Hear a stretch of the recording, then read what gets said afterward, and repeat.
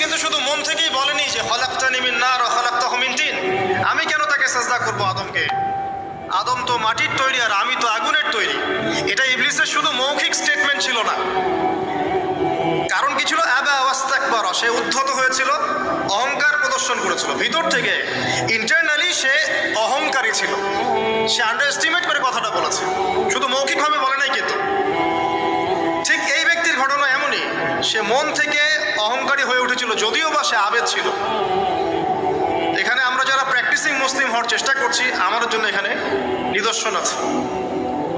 অযথা নামাজ পড়েই ভেবে বসবেন না যে অনেক কিছু করে ফেলছে, এক চিল্লা দিয়ে মনে করে ফেলবেন না যে দিনের জন্য অনেক কিছু করে ফেলছে। একটা হজ করেছেন, উমরা করেছেন, সিয়াম রেখেছেন, দিনের জন্য দান সদকা করেছেন, একটা মাদ্রাসা মসজিদ করেছেন, ভেবে বসবেন না আপনি সব অনেক কিছু করে ফেলেছেন এবং অন্যরা সব ককরোচ তেলা পোকা, ওরা জাহান্নামে যাবে, এমনটা মনে করবেন।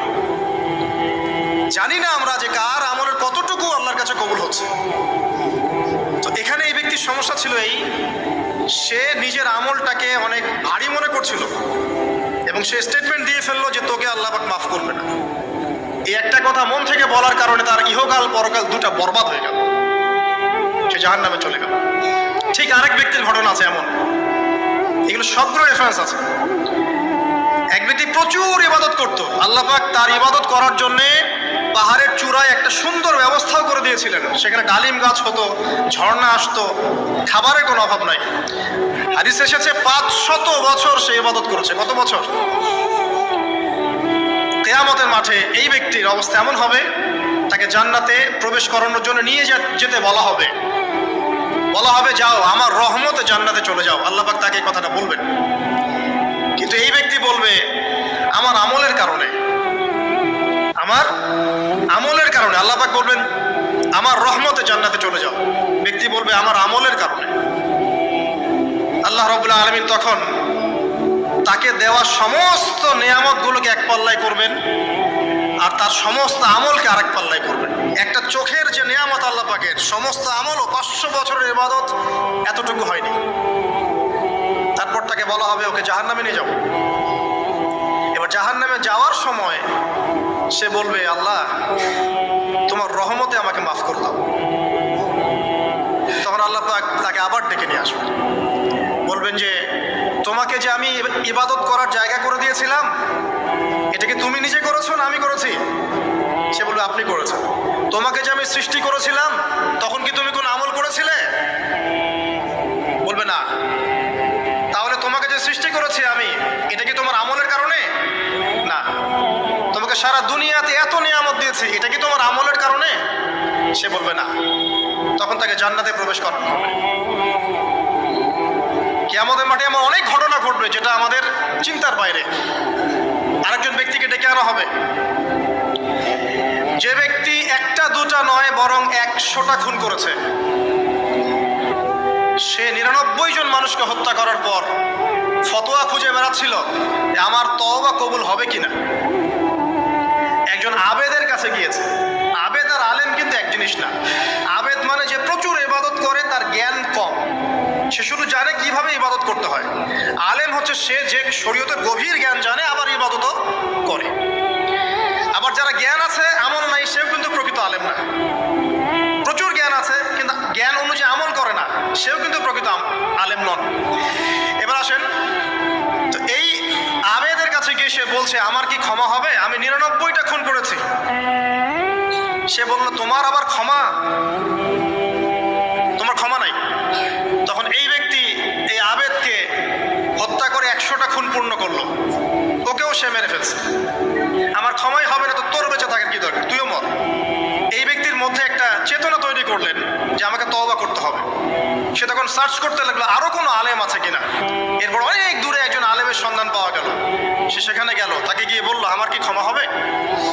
সে আলেম তাকে বলল হ্যাঁ তোমারও ক্ষমা হতে পারে, যাও তুমি ইস্তেগফার করো এবং এই এলাকা থেকে অন্য এলাকায় চলে যাও। মানে যে এলাকায় তুমি অনেক দিন ছিলে, যেখানে তুমি অনেক পাপ কাজ করেছো, এখানে থাকার দরকার নাই। তওবা করে তুমি অন্য কোথাও চলে যাও, নতুন একটা জীবন শুরু করো। এখানে থাকলে হবে কি, তোমার স্মৃতিগুলো তোমাকে তাড়িয়ে বেড়াবে এবং মানুষ তোমাকে খারাপ নজরে দেখতেই থাকবে, তুমি তখন কষ্ট পাবে। এই জন্য তুমি চলে যাও। যেতে যেতে সে রাস্তায় ইন্তেকাল করে। এবার তার রূহ নিবে কে? এই জন্য দুদল ফেরেশতা আসছেন, জান্নাতি এবং জাহান্নামী। তাদের মধ্যে বাক বিতরটা হচ্ছে কে রূহ নিয়ে যাবে। তো জাহান্নামের ফেরেশতারা বলছেন সে এতগুলো খুন করেছে, তার রূহটা আমরা নিব। আর জান্নাতি ফেরেশতারা বলছেন না, সে তওবা করতে এসেছিল, অতএব সে আল্লাহর অভিমুখী হয়েছে, তার রূহটা আমরা নিব। আল্লাহ পাক এখানে একটা কৌশল করলেন। আল্লাহ পাক ফেরেশতাদেরকে বললেন, তোমরা রাস্তাটাকে পরিমাপ করে দেখো, যেদিকে যাচ্ছিল তার পরিমাপ বেশি নাকি যেখান থেকে এসেছে ওর পরিমাণ বেশি। আল্লাহ পাক জমিনকে আদেশ করলেন, হে জমিন তুমি প্রশস্ত হয়ে যাও। এবার পরিমাপ করে দেখা গেল সে তওবার দিকে আসছিল, এর পরিমাণটা বেশি। একটা কাজের ওসিলা আল্লাহ পাক তাকে মাফ করে দিলেন। মনে রাখবেন, এটা মৌখিক বিষয় ছিল না, সে মন থেকে ভিতর থেকে কিন্তু সে আল্লাহর প্রতি অনুগত হয়েছিল। এই মনের বিষয়টা আল্লাহ ছাড়া কেউ জানে না। আপনি দেখতে পারেন সমাজে অনেকে দাড়ি টুপি পাগড়ি জুব্বা সব লাগিয়ে ঘুরছে, বিশ্বাস করেন তাদের মনটা এমনও হতে পারে যে জানোয়ারের চেয়েও কুৎসিত, এমনও হতে পারে। আবার আপনি দেখবেন সমাজে এমন অনেক মানুষ ঘুরছে যারা হয়তো অনেক পাপে লিপ্ত মনে হচ্ছে, কিন্তু মনের মধ্যে সততা আছে। আর যার মনের মধ্যে সততা আছে, আল্লাহ পাক কোনো না কোনো দিন ইনশাআল্লাহ তাকে হেদায়েত দিবে। এটা আমরা আমাদের অভিজ্ঞতা থেকেও দেখেছি। এমন অনেক মানুষকে আমরা দেখেছি যে ড্রাগ অ্যাডিক্টেড ছিল, মিউজিক করেছে, হারাম সম্পর্কের মধ্যে ছিল, নামাজ ঠিক মতো পড়ে নাই, কিন্তু যখনই আল্লাহর কথা আলোচনা হতো দেখতাম সে খুবই শান্তভাবে মন থেকে কথা শুনছে। কথা শুনতে শুনতে শুনতে একদিন মাশাআল্লাহ এখন দেখবেন যে চিল্লা দিয়ে বেড়াচ্ছে বিভিন্ন মসজিদে। আল্লাহ হেদায়েত দিয়েছে, সব ছেড়ে দিয়েছে। এরকম মানুষের অভাব নাই কিন্তু সমাজে। তো এখানে আল্লাহ পাকের রহমত বা দয়ার একটা উজ্জ্বল দৃষ্টান্ত দেখতে পারবেন। ঠিক এরকম আরো একটা ঘটনা আছে বনু ইসরাইলের। এক ব্যক্তি এত পাপ করেছে যে শেষে মৃত্যুর সময় সে সন্তানদেরকে ডাকছে, ডেকে বলছে যে আমি যখন মারা যাব আমার লাশটাকে তোমরা কবর দিও না, যদি আল্লাহ পাক আমাকে ধরতে পারেন তাহলে খবর আছে আমার। কি করতে হবে? সে বলছে যে আমার দেহটাকে তোমরা পুড়িয়ে ফেলবে এবং পুড়িয়ে ফেলার পরে ছাইগুলোকে একত্রিত করবা, করে অর্ধেক ছাই সমুদ্রে ভাসিয়ে দিবা, অর্ধেক ছাই বাতাসে উড়িয়ে দিবা। সন্তানরা তাই করলো। মৃত্যুর পর আল্লাহ পাক এই সমুদ্র এবং জমিনকে বাতাসকে আদেশ করলেন যে তোমরা ছাই জড়ো করে দাও। আর মানুষ আর জিন আল্লাহর কথা না শুনলেও এই প্রকৃতি আল্লাহ পাকের কথা শোনে। বিজ্ঞান বলে প্রকৃতি থেকে সব হচ্ছে। কি প্রকৃতি? প্রকৃতি কি, কাকে বলে? মানুষকে আল্লাহর ইবাদতকে বাদ দিয়ে প্রকৃতি পূজায় নিয়ে গেছে। এই পুরো প্রকৃতি আর মহাবিশ্বে এক আল্লাহর ইবাদত করে। কে সৃষ্টি করলো প্রকৃতি? প্রাকৃতিক ভাবে হয়েছে সবকিছু বলে, আল্লাহ থেকে হয়েছে বলা যাবে না। বললে আপনি মৌলবাদী হয়ে যাবেন। আল্লাহ শব্দ ইউজ করলে আপনি মৌলবাদী হয়ে যাবেন।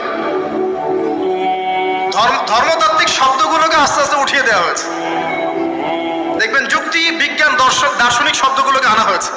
এটাও টেকনিক্যালি করা হয়েছে। কোন সেকুলার মিডিয়াতে আপনি দেখবেন না ইনশাআল্লাহ বলছে। ইনশাআল্লাহ প্রমাণ করবে যে আপনি আস্তিক না নাস্তিক। তো প্রকৃতিকে আল্লাহ পাক আদেশ করলেন, এই সমুদ্র ছাই জড়ো করো, এই বাতাস ছাই জড়ো করো। তারা ছাই জড়ো করে দিল। এই ব্যক্তিকে বলা হচ্ছে তুমি জীবিত করে আল্লাহ পাক বলছেন তুমি যে এই কাজটা করেছিলে, লিমা ফাআলতা হাযা, তুমি এই কাজটা কেন করেছো? তখন এই ব্যক্তি উত্তর দিচ্ছে, মিন খাশিয়াতিকা ইয়া রাব্বি ওয়া আনতা আ'লাম। হে আল্লাহ, আমি আমার বুঝে যা এসেছে আপনার ভয়েই আমি এই কাজটা করেছি, আর আপনি খুব ভালো করেই জানেন যে আমি আপনার ভয়ে করেছি নাকি অন্য কোনো কারণে করেছি। মানে আপনি আমার মনের কথা জানেন। আল্লাহ পাক তাকে মাফ করে দিলেন।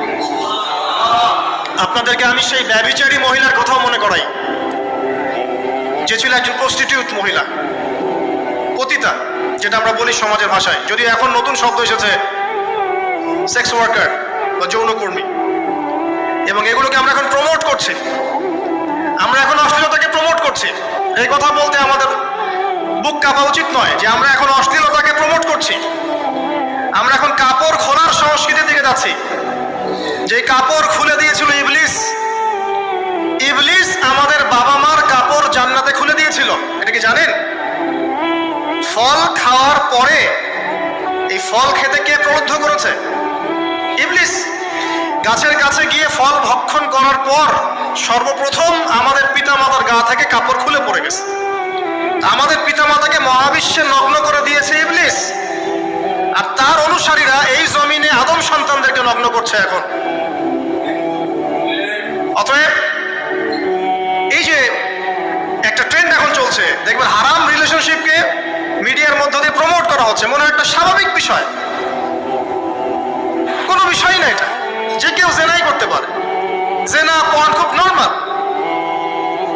হালাল ভাবে যদি আপনি বিয়ে শাদী করতে যান তখন সমস্যা হচ্ছে, হালাল ভাবে যদি আপনি বিয়ে করতে যান তখন সমস্যা হচ্ছে।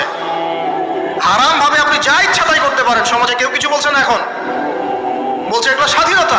সুবহানাল্লাহ, কোন স্বাধীনতা? স্বাধীনতা বলে কোনো শব্দ নাই মহাবিশ্বে।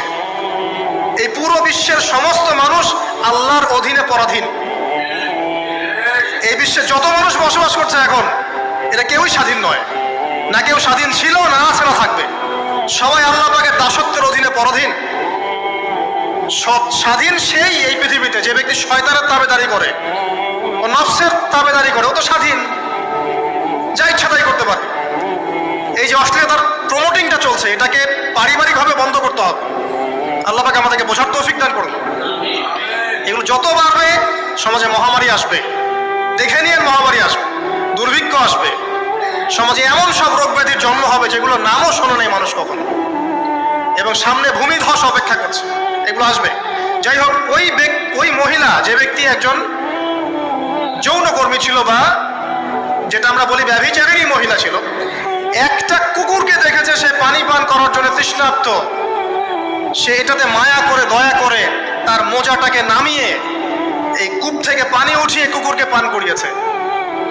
এই একটা কাজের বদৌলতে আল্লাহ রাব্বুল আলামিন এই ব্যভিচারী মহিলাকে মাফ করে জান্নাত দিয়ে দিয়েছে। হাদিসে এটাও এসেছে, নবী সাল্লাল্লাহু আলাইহি ওয়াসাল্লাম বলেছেন, ইরহামু মান ফিল আরদ, তোমরা সবাই জমিনবাসীর প্রতি রহম করো।